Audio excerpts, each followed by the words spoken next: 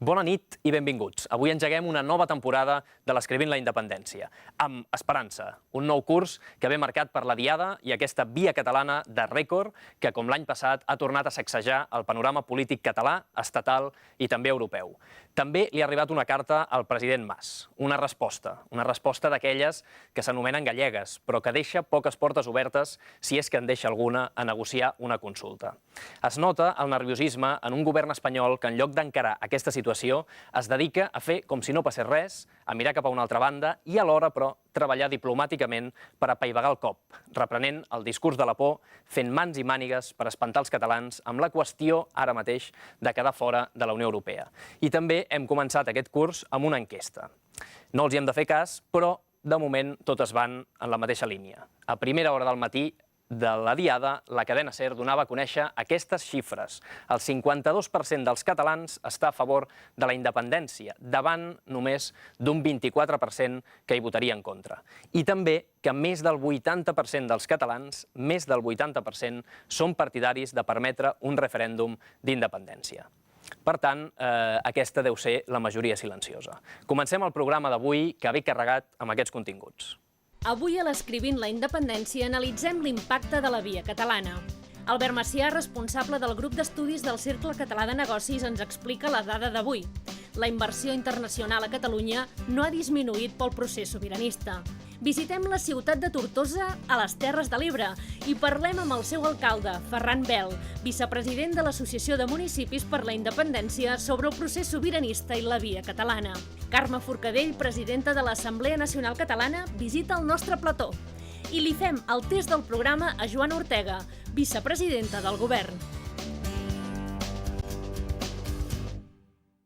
Via catalana, èxit absolut, organització impecable, cap espai buit al llarg dels 400 quilòmetres de tota la cadena humana. Més d'1,5 milió de persones, segons la Conselleria d'Interior, 4 gats, segons el Ministeri.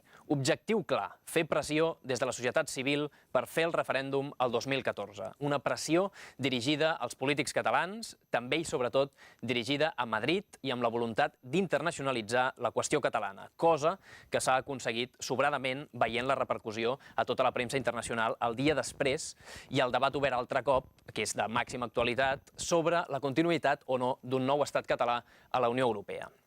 Una via catalana, a més, que va anar precedida de moltes més vies fetes uns dies abans per catalans residents a diferents ciutats del món i per un article del president Artur Mas publicat al New York Times, titulat Un referèndum per Catalunya. En aquest article, Artur Mas explica que els catalans volem votar i que a Europa els conflictes es resolen democràticament, i això és tot el que demanem als catalans. Mentre la premsa estrangera deia coses com, per exemple, aquests titulars que veureu a continuació, enllaçant les mans, els catalans pressionen per la causa de la separació, centenars de milers de catalans es manifesten per la separació d'Espanya, l'independentisme català augmenta la pressió sobre el govern central a Madrid. Un altre, els catalans desafien Madrid. Des del Pertús a la frontera francesa fins al Alcanar, a l'extrem sud de la regió, els catalans reclamen la independència de Catalunya. I també, un altre titular més, el separatisme català torna a desafiar el govern de Rajoy. L'independentisme català llança el desafiament més gran al govern d'Espanya amb una cadena que li ha costat mesos d'organitzar i amb la qual pretén impactar el món. Doncs, comparat amb això, quina va ser la resposta del govern espanyol? Doncs el dia 12 de setembre, aquesta resposta personificada en la vicepresidenta Soraya Sáez de Santamaría i el ministre de l'Interior, el català Jorge Fernández Díaz, era aquesta. Mire, el gobierno tiene la obligación de escuchar a todos los españoles, también a los que se quedan en sus casas, también a esas mayorías silenciosas que tienen derecho a que velemos por sus libertades y también por sus opiniones. El Gobierno, dentro de la Constitución, habla y dialoga con todas las comunidades autónomas, porque somos Gobierno en toda España, somos Gobierno de toda España. Pues yo estimaría que la podríamos dividir pues por 4, ¿no? Por 4, por lo menos, para estar cerca de lo que ha sido. Oiga, que ha sido mucha gente, ¿no? Pero no hace falta multiplicar por 4 la cantidad de gente para que de esa manera pues parezca que son más. Una parte de ellos se ha manifestado hoy, una parte muy importante de ellos no se ha manifestado hoy. Unes paraules que en cap cas busquen una solució al problema i que no donen opcions als que encara confien en una entesa entre Catalunya i Espanya. Als mitjans de comunicació espanyols hi ha hagut moltíssimes reaccions, als informatius, a les tertúlies i a la premsa escrita. Deixaré de banda els mitjans de l'extrema dreta filofranquista, amb generals retirats exaltats, però sí que m'interessa comentar 3 articles interessants post-via catalana, dels quals se n'ha parlat força. El primer és el següent, titulat Admiremos a Catalunya, de l'escriptor gallec Suso de Toro al diario.es. Lo que ha ocurrido en Cataluña hace historia en las luchas democráticas y es ejemplar, como tantas veces Cataluña nos ha dado una lección. Pero las lecciones las aprende quien no tiene prejuicios y quiere aprender. I més endavant també, en una altra part de l'article, diu lo que hicieron los medios de comunicación madrileños y la política española fue menospreciar a los catalanes, reducirlos a una gente aturdida y conducida astutamente por unos malévolos políticos enemigos d'Espanya. Realment un article molt interessant, jo només he agafat un petit fragment. Un altre, que també es va comentar molt, és el de Jordi Évole, uno de la mayoría silenciosa. Évole critica l'utilització que va fer el govern popular, en paraules de la Soraya Sáez de Santamaría, dels catalans que no van participar a la via catalana i diu coses com aquesta a continuació. Desde que gobiernan ustedes no han perdido un solo minuto en intentar entender lo que pasa aquí. A veces tengo la sensación de que son ustedes los primeros interesados en que Cataluña se independice. Si realmente quieren escuchar a la mayoría silenciosa, déjenla votar. Y si la Constitución es un obstáculo, refórmenla. Ustedes y el PSOE ja tienen experiencia en reformes constitucionales express. Per tant, en aquesta part de l'article estic plenament d'acord amb Jordi Évole. I després també un altre article, en aquest cas de l'escriptor Javier Cercas, titulat Democracia y Derecho a Decidir, un article on l'autor d'Anatomia d'un instante fa malabarismes per desacreditar el dret a decidir i qualificar-lo d'antidemocràtic. Diu, es posible que en los últimos tiempos estemos viviendo en Cataluña una suerte de totalitarismo soft. O sigui que per usar la paraula totalitarisme, en aquesta primera frase, estamos viviendo en una suerte és possible de totalitarismo soft, però ja l'ha clavat. Totalitarismo ja l'ha posat aquí. I després diu el següent. Parla del dret a decidir com un derecho fantasmal que no ha sido argumentado hasta donde alcanzo por ningún teórico ni reconocido en ningún ordenamiento jurídico. También es natural que nadie se resuelva a decir que aunque parezca lo contrario, no hay nada menos democrático que el derecho a decidir. Y después una cosa muy interesante, diu el següent. Antes de usar este recurso excepcional e imprevisible, cualquier político honesto y prudente usaría el recurso previsto por la ley, las elecciones. Y acaba dient, si hay una mayoría de partidarios de la independencia, habrá que celebrar un referèndum. O sigui que el senyor Cercas diu que el dret a decidir, que per si no ho té clar vindria a ser fer un referèndum sobre la independència, és antidemocràtic, però que si fem unes eleccions plebiscitàries i guanyen els independentistes, aleshores sí que s'hauria de fer un referèndum. Per tant, un article xapó. Mentre ell va fent aquests articles tramposos, els totalitaristes soft segueixen treballant pel dret a decidir. L'expresident del Parlament, Joan Rigol, ha presentat aquesta setmana el manifest del Pacte Nacional pel Dret a Decidir amb la voluntat de sumar el màxim de suports per celebrar la consulta, començant pel Partit dels Socialistes de Catalunya, que incomprensiblement encara resisteix a sumar-s'hi. Som un país que té un Parlament i que ho decideix, som una nació i tenim dret. Tercer, ho volem fer-ho legalment i, per tant, en diàleg amb l'Estat. Quart, aquest és un pacte que es circumscriu única i exclusivament en el dret a decidir i que està obert a tots els altres, diguem-ne, a tots els que votin diferent. Com ho hem de fer-ho, això, aquesta expansió del dret a decidir?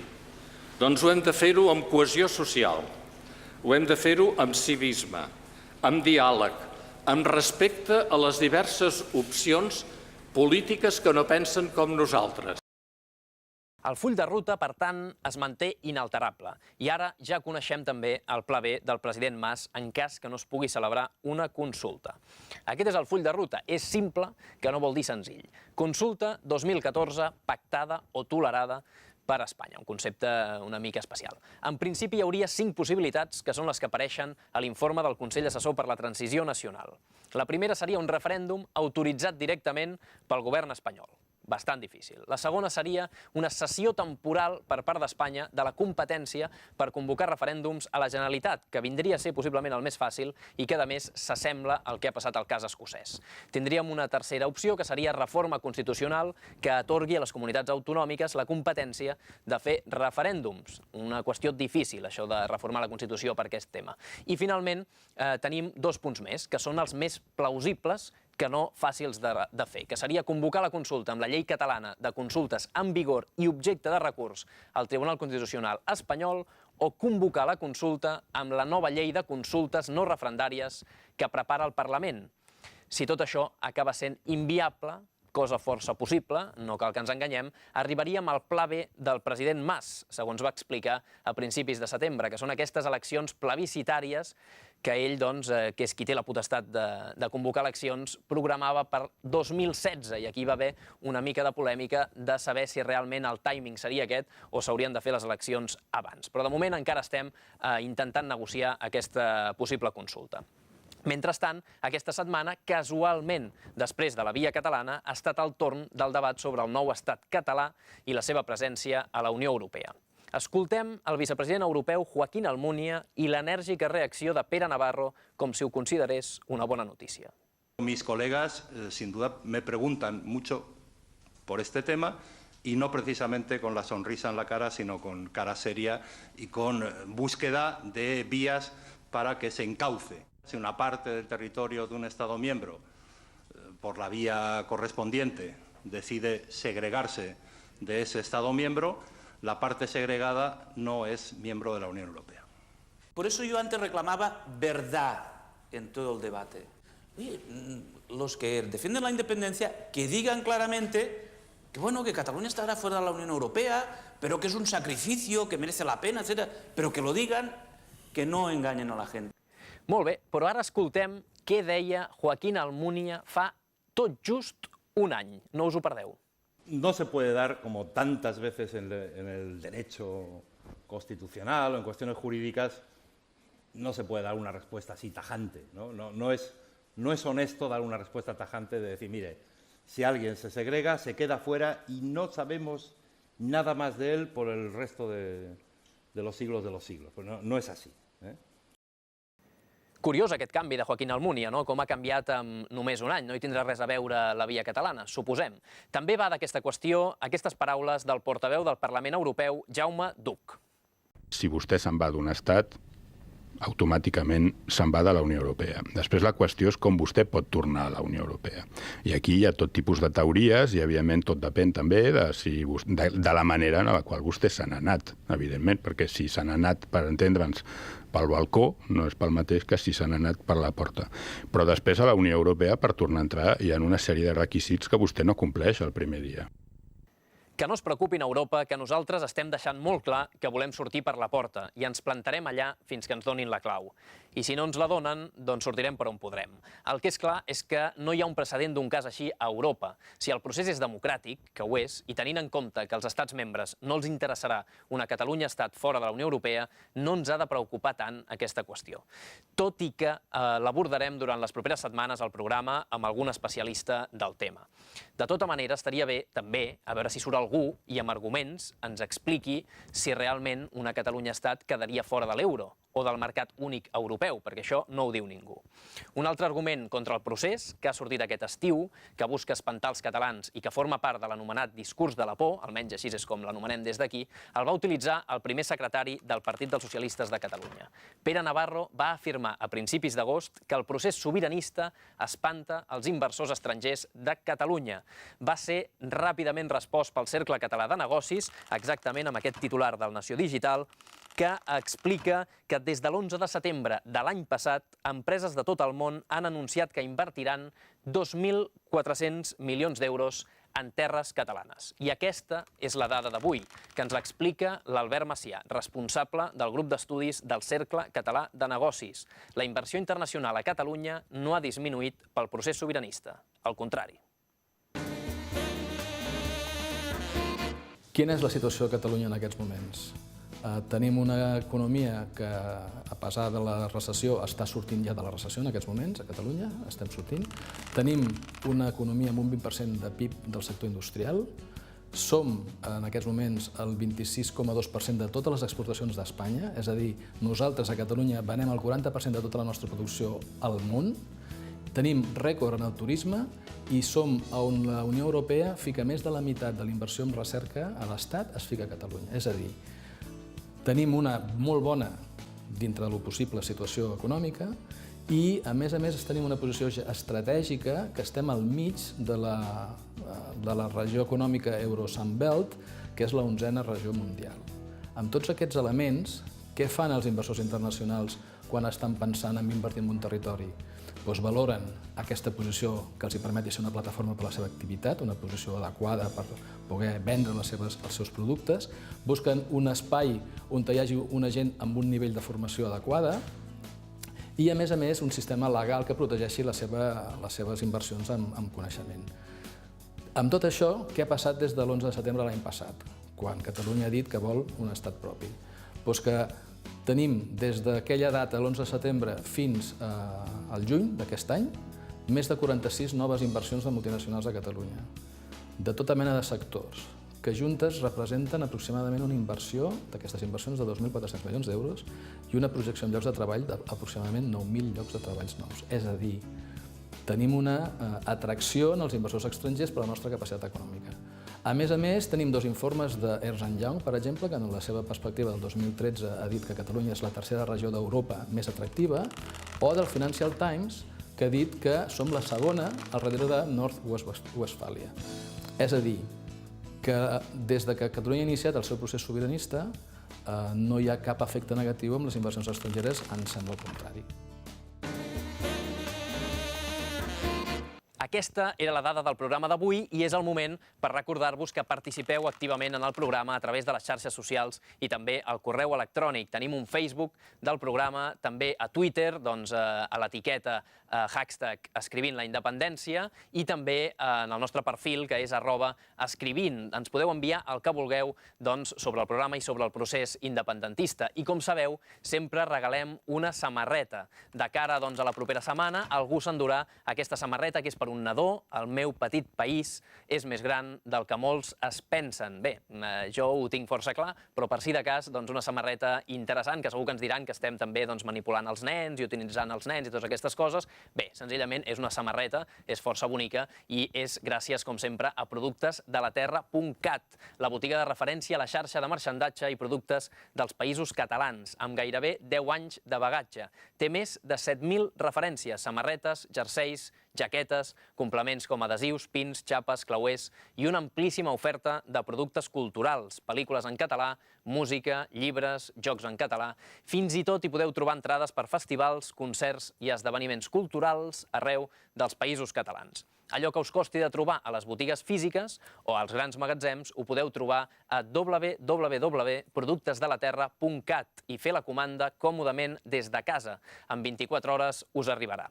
I a més, ara també podeu visitar la nova botiga de Productes de la Terra a Mataró, al carrer Sant Benet 58, i properament també n'obriran una a Barcelona, a la plaça de la Vila de Gràcia.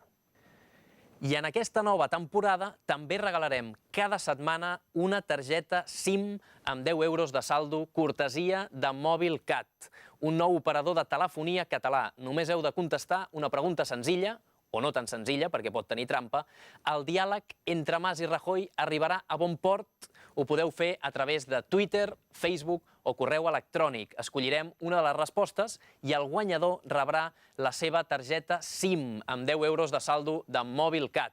I d'entre tots els participants de cada programa, fins a final d'any n'escollirem un, que s'emportarà una tauleta de 7 polzades per cortesia també de Mobilcat.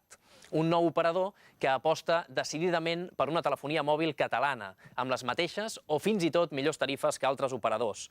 En aquests temps difícils que vivim, Mobilcat et permet controlar la despesa i estalviar, ja que surt al mercat en format prepagament. No gastaràs mai més del que hagis decidit. S'acabaran aquelles factures mensuals que moltes vegades no acabem d'entendre, ni tarifes planes que molts mesos no surten a compte. Mobilcat dona tots els serveis que ofereix qualsevol altre operador amb l'avantatge que no et faran pagar mai cap penalització, ja que no hi ha un contracte que t'hi lligui. Únicament el saldo que tu decideixis posar a la teva targeta SIM. Entreu a la pàgina web www.mobilcat.cat o truqueu al telèfon 900 804 740 i feu la prova. Amb Mobilcat ens hi entendrem perquè parlem el mateix idioma. I ara marxem cap a les Terres de l'Ebre, concretament a Tortosa, on hem parlat de la Via Catalana i de la implicació dels catalans del sud en el procés sobiranista amb el seu alcalde i vicepresident de l'Associació de Municipis per la Independència, Ferran Bel.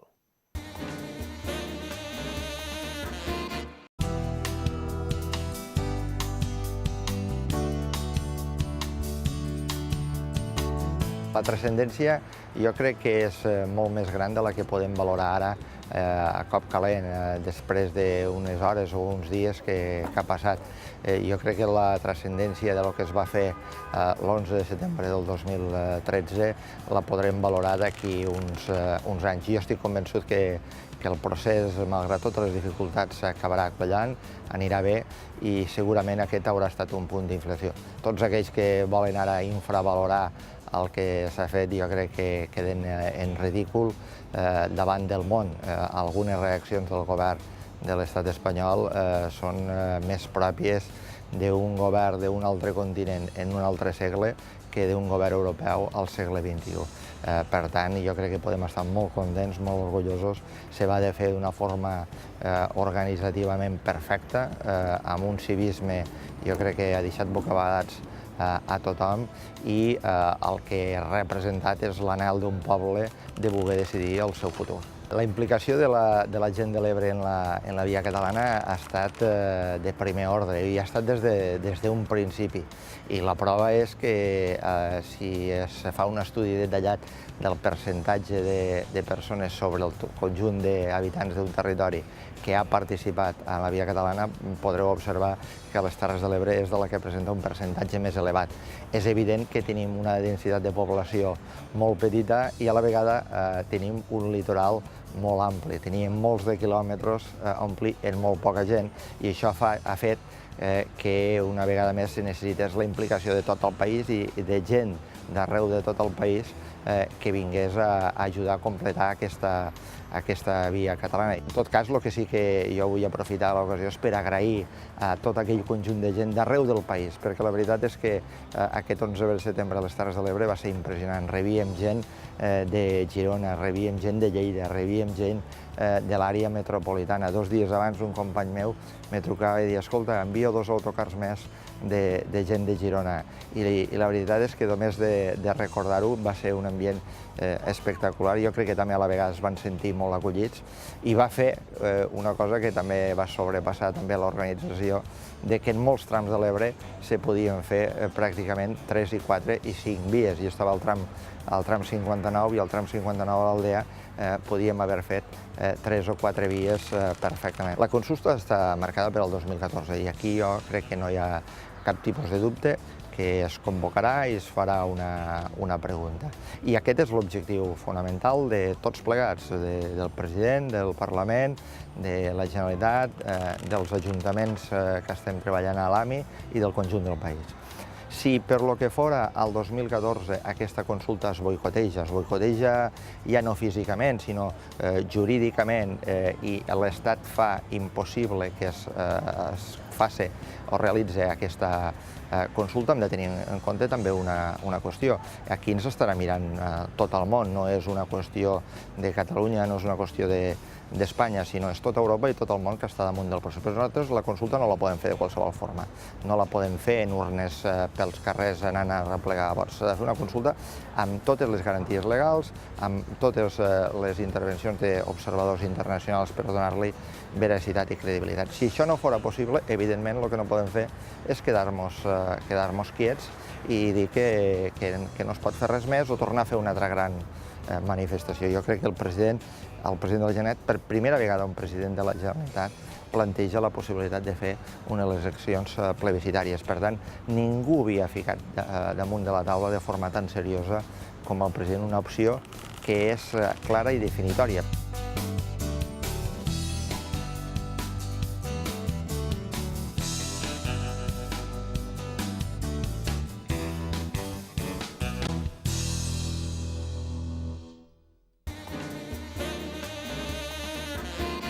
Interessants les valoracions que ens feia Ferran Bel, alcalde de Tortosa, i ara passem a una altra secció del programa. Dèiem abans que aquests dies postvia catalana s'han dit moltes bestieses a la televisió, però no cal anar a buscar els friquis de les cadenes més extremes i agressives. Per exemple, a la televisió pública de la Comunitat de Madrid, l'economista Juan Velarde, Premi Príncep d'Astúries i intueixo que falangista, no descarta un nou bombardeig a Catalunya. La presidenta de Unión Progreso y Democracia, Rosa Díez, equiparava a la Sexta defensar la independència en voler imposar la pena de mort.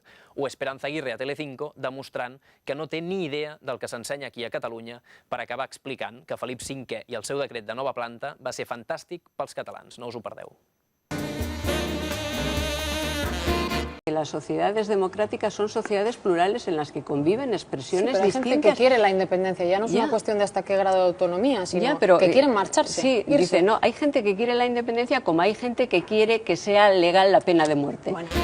2 generaciones de estudiantes en Cataluña escuchando el canon nacionalista que dice una serie de cosas que no son verdad. Por ejemplo, que la guerra civil fue Franco el que fue a invadir a los catalanes, que el 1714 fue una guerra de independencia de Cataluña, cuando fue una guerra de sucesión al trono de España en la que intervinieron todas las potencias europeas. Lo malo, que me parece que es lo malo, lo pésimo, es que para amparar esas cuestiones económicas se lanzan mecanismos separatistas, mecanismos nacionalistas, y se han lanzado siempre, desde toda la historia del siglo XIX. Espartero tuvo que bombardear Barcelona. Esperemos que no tengamos que ir tan lejos ahora, ¿no? Etcétera. ¿Usted cree que se va a llegar a esa situación de violencia en Cataluña? Eso ya lo veremos. Eso yo no me atrevo a decir nada. No me atrevo a decir nada en ese sentido, porque hay en los diarios de hazaña hay un comentario de, bueno, es que España tiene periódicamente que bombardear a Catalunya. Bé, doncs aquest era el recull que hem fet, amb 3 personatges comentant totes aquestes coses. En podríem haver agafat moltíssimes més, sobretot d'altres canals que també coneixeu molt bé, que jo ja els dic filofranquistes, diguéssim, directament i d'extrema dreta, però aquí estàvem parlant de Telemadrid, Telecinco i La Sexta, on ens deien totes aquestes coses. Avui ho comentarem tot això amb la presidenta de l'Assemblea Nacional Catalana, la Carme Forcadell. Moltíssimes gràcies per visitar el plató de l'Escrivint la Independència. Gràcies a vosaltres per convidar-me. Primer de tot, m'agradaria comentar algunes de les coses que hem vist, però abans deixa'm felicitar-te a tu, a tota l'Assemblea, sobretot també al Ferran Civit i a l'Ignasi Termes, que d'alguna manera han estat els que han encapçalat tota aquesta organització de la Via Catalana, i també a tots els voluntaris. Exacte, no me'ls deixo. Els voluntaris i després a tota la gent, no? Tot el poble que va fer perfecte, sí. Molt bé. Bé, abans de comentar temes sobre la Via Catalana, l'impacte que va tenir i també el full de ruta que ens esperen les properes setmanes i propers mesos, m'agradaria començar amb totes aquestes coses que ens diuen, com que el Felip V, també deia l'Esperanza Aguirre, ens va anar molt bé els catalans, o que això de bombardejar Catalunya o Barcelona, que tampoc es descarta, o que defensar la independència és com defensar la pena de mort. 3 coses que hem sentit en aquestes televisions. No hem de caure en provocacions. Això són provocacions i a partir d'ara encara n'hi haurà moltíssimes més, i tan dures o més com aquestes. Això, nosaltres ens hem de mantenir ferms amb el nostre objectiu, hem de tenir clar que ara és el moment, hem de tenir clar que si estem units i treballem plegats ho aconseguirem, i no hem de fer cas d'aquestes provocacions, perquè l'objectiu és aquest, és provocar-nos, fer-nos dir coses com aquestes, però en l'altre sentit. Però nosaltres amb això no hi hem de caure, perquè nosaltres fem un procés inclusiu, respectuós amb els sentiments de tothom i respectuós amb el poble espanyol. Nosaltres tenim un problema amb l'Estat, amb el govern espanyol, però no amb el poble espanyol. I per tant nosaltres no hem de caure en aquests paranys, que són això, paranys. perquè diguem també frases com aquestes. Però nosaltres no ho hem de fer, això. Hem de tenir clar, sobretot, que a partir d'ara els atacs seran constants, absolutament constants. Intentaran tergiversar la història, tergiversar els fets. Però nosaltres ens hem de mantenir ferms com una roca i no caure en cap provocació. De moment ho portem bé. Jo vaig estar, com et deia, vaig anar a les Terres de l'Ebre, a l'Ametlla de Mar, també vaig estar l'11 de setembre de l'any passat, i l'ambient que es viu, que a més era una cosa que el vaig parlar, recordo també amb el batlle d'Arenys de Munt, que tenia a veure també amb tot l'ambient que es vivien a les consultes que es van fer, i que és un ambient festiu, lúdic i sempre en positiu, i després pot sortir el ministre de torn ara a dir que es van cremar banderes espanyoles quan realment si us va fer en un lloc que ja em diràs i que no té res a veure amb totes les famílies que anaven. És a dir, jo no me n'he assabentat. No sé. Però realment... Potser ho feia algú al pati de casa seva i estava allà a la càmera esperant, no? I igual eren els altres que ho fan veure, perquè realment la imatge que dona aquest procés està molt lluny de respondre, com deies, en aquestes provocacions. Però després hi ha una altra cosa. Ara entrarem a la via catalana, però que també m'interessa molt, que és el debat ara, aquest discurs de la por que ja s'ha anat fent sobre diferents temes, ara entra el tema d'Europa. Tu creus que aquest tema té a veure amb l'èxit de la via catalana, també, que hagi sortit ara tot això? Per descomptat. Si recordeu i recupereu els diaris de l'any passat i els programes de televisió de l'any passat, després de la diada, exactament igual. Va ser el mateix. Va ser exactament el mateix, el tema d'Europa. Van estar dient això. Al final se'n van cansar perquè van veure que nosaltres no desistíem i que ho teníem clar. Per tant, ara tornarem amb Europa. Però això, tot el que ens diguen hem de tenir molt clar, que això és un procés sense precedents. No hi ha precedents històrics i ningú no sap què passarà. És a dir, tot el que ara fan és opinar i cadascú pot opinar el que vulgui. Però no hi ha cap precedent històric, perquè això no ha passat mai. Al contrari, si ens referim als dos precedents que ja són positius, un precedent podria ser quan es va reunificar l'Alemanya de l'Est i de l'Oest, que no va passar absolutament res. Era un país abans que no estava a la Unió Europea i va entrar ipso facto, sense cap problema. I un altre precedent és que Dinamarca estava a la Unió Europea i Groenlàndia, que és una part de Dinamarca, va voler-ne sortir. I va sortir i no va passar res. Aquests són els precedents. Aleshores, hem de tenir clar que això és un programa, és un problema de voluntat política. I a més hem de tenir clar una cosa. Mireu, Catalunya, si vol estar a la Unió Europea, té totes les condicions per ser-hi. Fins i tot un assessor del govern alemany va fer un estudi dient que els catalans, encara que haguéssim de sortir de la Unió Europea com a país, continuaríem sent ciutadans europeus. Per tant, tindríem els mateixos drets. Però hem de tenir clar que Catalunya és que hi ha moltes raons. Moltes raons. Podrà decidir si vol o no vol estar-hi. Primera, serà contribuent net. Segona, hi ha moltíssimes multinacionals, entre les quals moltes d'Alemanya, i els alemanys seran els primers interessats que romanguem a la Unió Europea. I fins i tot Espanya ho voldrà. Perquè què farà Espanya? Ens posarà fronteres. I per on passarà les mercaderies a Europa? És a dir, que estan intentant fer-nos por, desmoralitzar-nos, però, de veritat, no hi ha precedents. Podrem decidir si volem o no estar a la Unió Europea. Noruega i Suïssa no estan a la Unió Europea, però estan a l'espai Schengen. Ho decidirem nosaltres, inclús. Exacte, ho decidirem nosaltres. Noruega i Suïssa no estan a la Unió Europea, però estan a l'espai Schengen. Nosaltres també hi podríem estar, que és a la lliure circulació de persones i mercaderies, és a dir, que podrem decidir el que vulguem. L'altre dia una companya em deia, home, és que jo potser m'estimo més ser Noruega fora de la Unió que no pas Grècia dins. Per tant, el que hem de tenir clar és que no hi ha precedents, que nosaltres tenim totes les condicions per ser a la Unió Europea i que decidirem el que ens convingui en aquell moment com a país.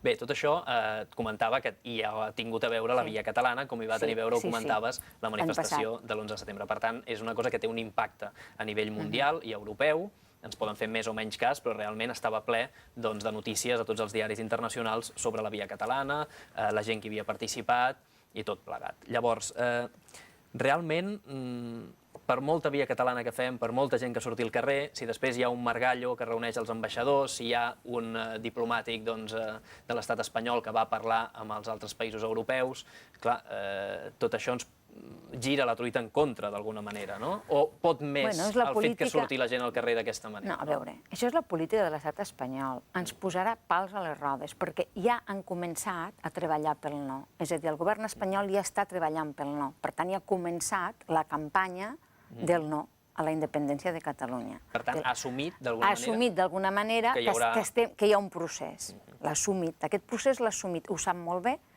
perquè, a més, ja s'han començat a pronunciar. També es va pronunciar el senyor David Cameron, però no han cridat a l'ambaixador de la Gran Bretanya. No l'han cridat. I el senyor David Cameron què va dir? Li va dir el senyor Rajoy, en democràcia es deixa votar. I, per tant, ens va dir això. D'alguna manera ens va fer un favor immens perquè ens estava dient implícitament que ens reconeixeria, perquè diu, nosaltres deixem votar. Escòcia votarà, ho heu de deixar.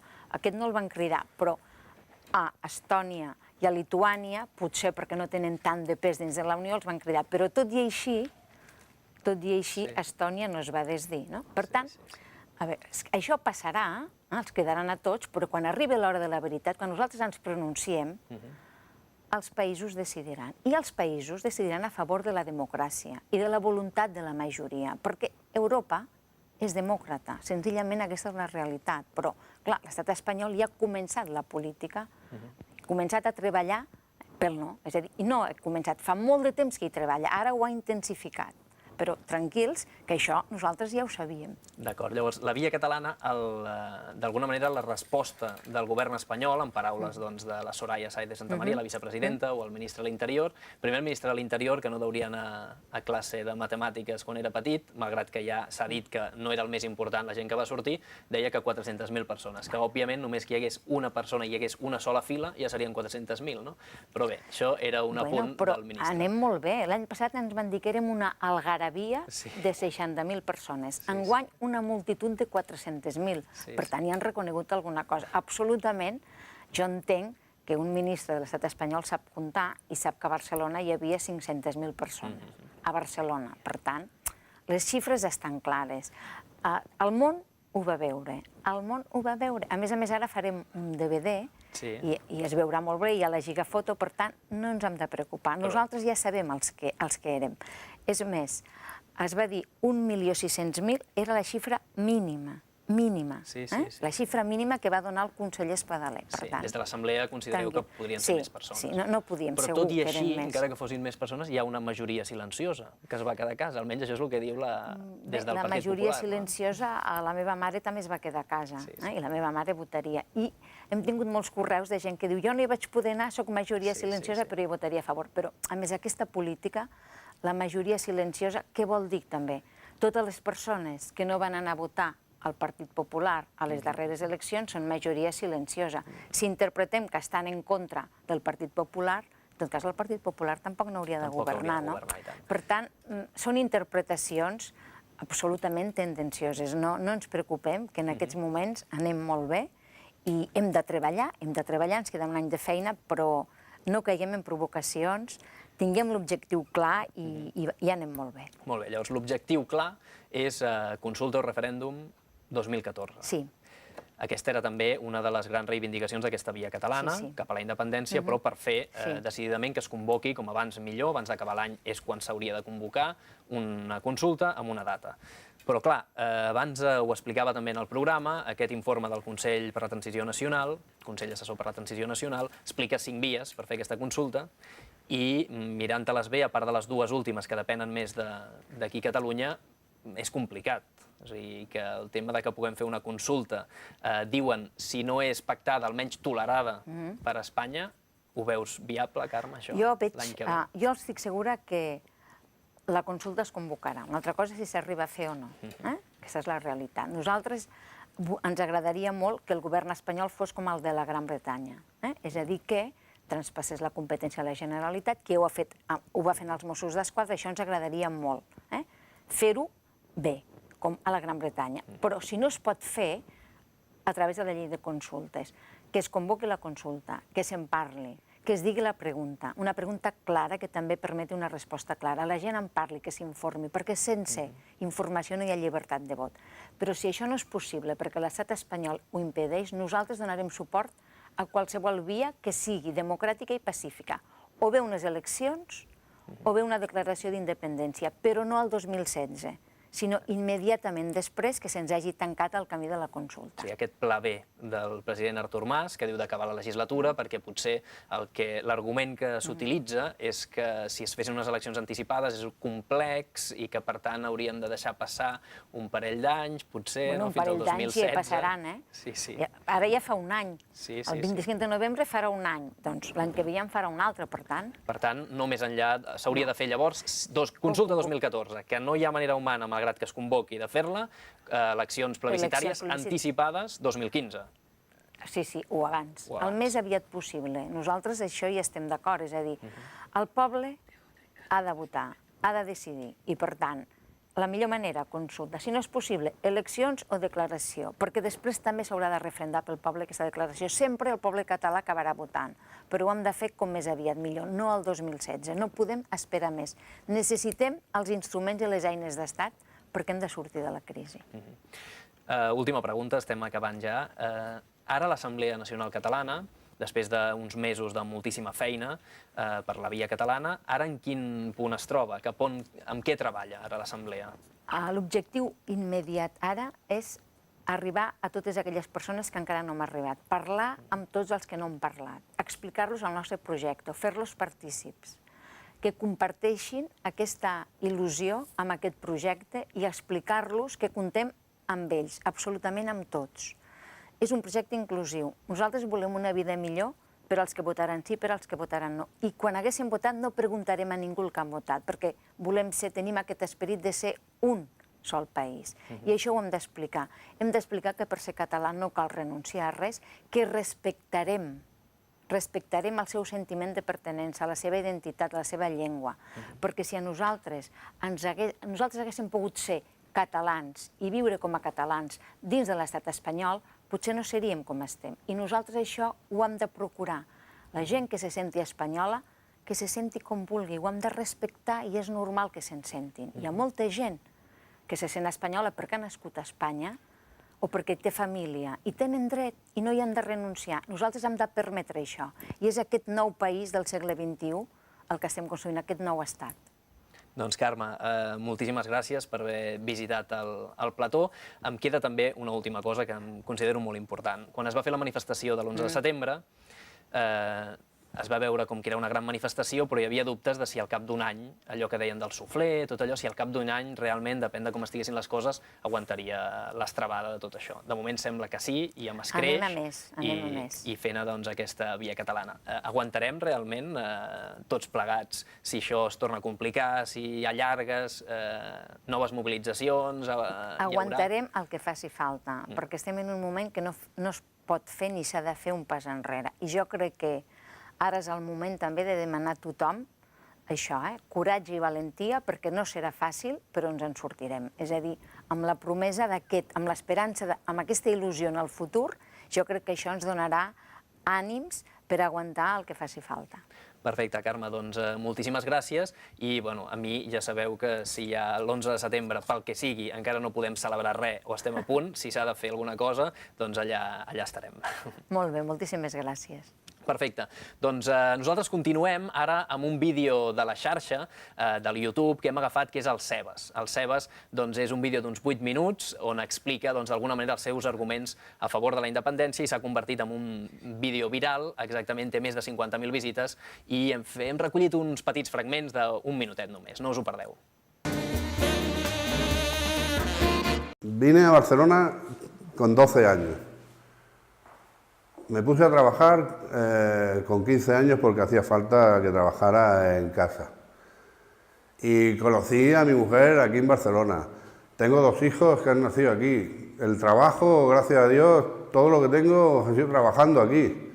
Pues me siento de aquí ya. Yo ya me pilla viejo, pero igual puedo verlo todavía que Cataluña sea independiente. Es que sé la forma de ser de este pueblo y... Joder, me da coraje que tiraría para arriba como un cohete y que esté ahí con un lastre agarrado. Yo no quemo banderas, ni tengo odio a España, ni odio a los españoles, pero quiero la independencia de Cataluña. ¿No se puede llevar una cosa con la otra? ¿Por qué tengo que odiar yo a España? ¿Por qué? Si no me han hecho nada. los españoles. Pero incluso que habiendo un referéndum legal, que sea vinculante, que se pueda en Europa, ese que yo creo que está en un 30 o un 35% de los que están por el no, ahora actualmente, democráticamente no lo aceptarían, porque los conozco también, y no lo aceptan, aunque se haya votado un referéndum. Dentro de la Comunidad Europea, pues como Bélgica, Holanda, Dinamarca, cualquier país de estos. Yo también creo que lo deberían de hacer todo, borrón y cuenta nueva, todo nuevo. Pobre el Cebes, va venir a Catalunya i l'hem manipulat. Els anys de govern del president Pujol, quan el feien espanyol de l'any, l'han acabat convertint en un soldat pacífic més de l'independentisme. Bé, ara ja encarem la recta final del programa amb el test. En aquest primer programa de la temporada li ha tocat a la vicepresidenta de Relacions Institucionals d'Unió Democràtica i vicepresidenta del govern, Joana Ortega. Sempre ha de prevaldre la voluntat majoritària dels catalans. De fet, les lleis es poden modificar i s'han d'adaptar a la realitat. L'important és la voluntat majoritària de la gent. L'èxit de la via catalana ha estat un gran pas endavant i ha estat una empenta i ha estat sobretot un clam unànim, un clam inequívoc de cap a on volem anar, de què volem votar. Jo confio en el tàndem Convergència-Unió. Espanya ens maltracta, Espanya no ens paga allò que ens deu i nosaltres hi ha molts diners que marxen cap a l'estat espanyol i que no retornen i són més necessaris que mai. Un gran defensor de Catalunya, primer de tot, i segurament un incomprès, sovint aliat de tot el dret a decidir. Hi haurà consulta legal i vinculant, faltaria més. Aquest és el nostre compromís, per això estem treballant i el que no es pot fer és dilatar ni el procés ni el moment i, per tant, consulta el 2014. Doncs l'haurem d'abordar des del màxim consens i, per tant, aquest no és un tema que s'hagi d'abordar des de la individualitat, sinó que hem de ser conscients que és un tema molt seriós i que l'hem d'abordar buscant el màxim consens possible. Som en un camí amb una direcció clara, un camí que és veritat que no és planer i que té ziga-zagues, alçades i baixades, però per damunt de tot el que cal és tenir el rumb clar i el pas segur i ferm, i segur que hi arribarem. El diàleg dona fruits si dues persones volen. Nosaltres sempre estem oberts al diàleg i reclamarem, a més, que aquest diàleg es transformi en negociació. Nosaltres hem de treballar perquè no es tanquin les portes i això és el que estem fent. I, per tant, treballarem i posarem tots els instruments al nostre abast per tal que les portes no es tanquin. No són sinònims, és més, actualment a Europa els estats cada cop són més interdependents entre ells i, per tant, en aquest sentit, nosaltres defensem l'estat propi per Catalunya, però som conscients que a Europa cada cop més aquesta interdependència hi és en el dia a dia. No tinc l'estelada penjada al balcó, tinc la senyera sempre en el pit i en el cor. Doncs aquestes eren les respostes de Joana Ortega al test del programa. Si no us agraden, no en té d'altres. Acomiadem el programa, com sempre, amb la recomanació d'un llibre. Aquest mes de setembre és ple de novetats editorials interessantíssimes sobre el procés independentista i les recomanarem des d'aquí. Avui, aprofitant que ens ha visitat la presidenta de l'Assemblea Nacional Catalana, us recomanem Per què sí a la independència? Doncs un llibre breu, planer i directe, que és una conversa entre Muriel Casals, la presidenta d'Òmnium Cultural, i Carme Forcadell, que ha transportat al paper el jove periodista de l'Ara, Oriol March. Passat, present i futur d'aquesta pàgina de la història que acabarà bé. No en va, són dues dones que estan liderant a la societat civil cap a la llibertat. I ens tornem a trobar el proper divendres a les 11 de la nit, escrivint la independència a Canal Català Televisió.